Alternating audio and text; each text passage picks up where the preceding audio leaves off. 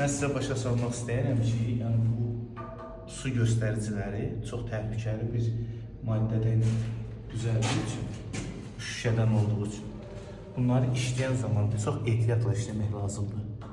Bunlar necə deyirlər, 5 atmosferə davam gətirən şüşələrdir. Və bunlar sıxan zaman, bunları sıxan zaman, sıxırsan belə. Axıra yaxın gözləyirsən, axıra yaxın hissiyat.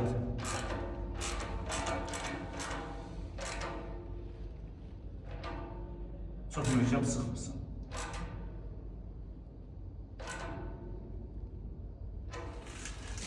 Bu baklar zavaskor baklar olduğu için bunlar 5 atmosfere devam getirebilir. Bunlar zavaskor baklar 3 atmosfer olur her zaman.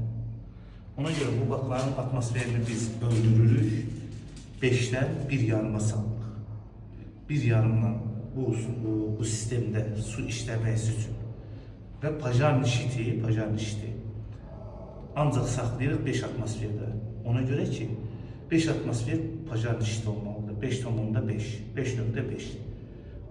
Pajarnişitin gücü o qaydada olmalıdır. Ama bu bakları biz çeviririk 5'ten bir yarıma. Ve ona göre de bu vada gazeteleri gösterdik. Vada su ölçenleri. Rus uzaktan açtığım için üzülü sadece çünkü Rusya ərazisində.